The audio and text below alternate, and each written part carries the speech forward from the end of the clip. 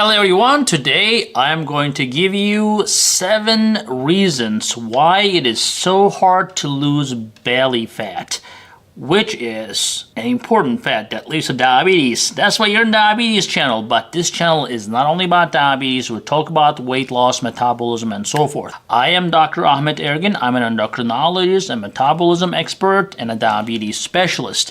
So let's dive into why it is so freaking hard to lose this damn belly fat. Now, number 1, the belly fat is actually a hormonal gland. Yeah, you heard it right.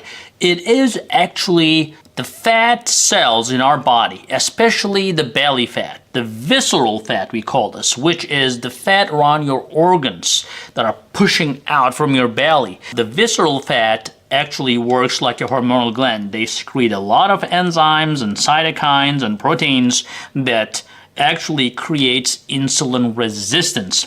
They actually protect themselves, especially in that area where you are doing everything you can, but that belly fat, once you develop that fat, well, it will go, but I'll tell you that. But it is very hard to remove that fat because it is protecting itself with a lot of cytokines. So the best way to avoid or best way to prevent that problem would be not to gain belly fat. We'll talk about that in a second, but I'm telling you that the belly fat is a hormonal gland that protects itself. That's number 1. Number 2, well, we all kind of like the sweets and the alcohol, right? So the social gatherings, the parties, the birthdays, and this day, that day, all sorts of holidays. We are always subject to, making this hard decision about eating, not eating, drinking, not drinking. It is a difficult decision and it's surrounding us everywhere. So every time you say, oh, it's a one time, it's not gonna hurt me, it's gonna hurt you. And that thing that you eat, the alcohol and any sweets, any carbs, goes right to your belly. Your belly fat will accept it graciously and will not let it go. So that's number 2. Well, so number 3, low estrogen levels lead to belly fat. So no wonder my office is full of postmenopausal women trying to understand why they are gaining weight, although they have not changed anything in their life. And I don't blame them, because when the estrogen levels go down, unfortunately your body shifts the weight from your buttocks and from your thighs to your belly.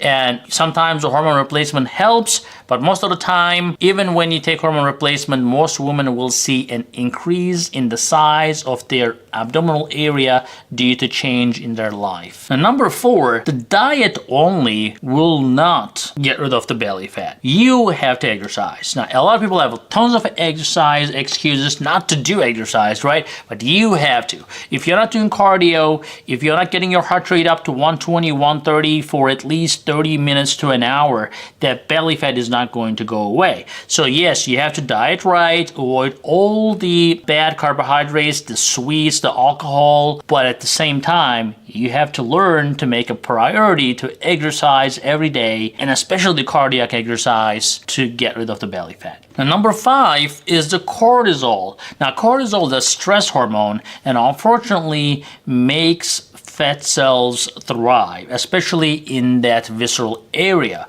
in the abdominal area. So if you're stressed out, or if you just stress about everything, or if you just have a difficult life, that's just not going to help you to get rid of the belly fat. So do some relaxation, do some yoga, do something that will relax you, and try to avoid stressful situations. That will definitely help you in the long run to avoid that belly fat. But number 6, sometimes you cannot really beat genetics, or actually pretty much never. You cannot beat your genetics. So if your mom was an apple-shaped person, if people in your family have significant abdominal obesity, sometimes it's just in your genes. And don't just be frustrated because everything you did, I said, and you still didn't lose everything in your belly. You will lose it, but you may still retain some, and that may be just simply genetics. And lastly, and most importantly, the added sugars. Now, most people think that they have a great diet, but they don't mind putting all sorts of ketchup on their food, for example. Well, these ketchups are full of added fructose and sugar that you may not be aware of. So every time you consume a food, try to make a habit of looking at the nutritional facts. Especially high fructose corn syrup is heavily used in the United States, in many developed countries as well. And there is great evidence that the fructose, especially those high fructose corn syrup, not the fructose from the fruits, but these processed fructose goes to your liver, gets trapped, and turns into fat immediately. So you need to make sure that you are staying away from everything that is processed that gets on your table. So guys, I hope this helps, and I hope you like this video. Give a thumbs up, share, and we'll see you in the next video. Hey guys, I hope you're enjoying this channel so far, and I hope you subscribed already. If you didn't, do it. And if you did, watch this video right there. I think that will help you too.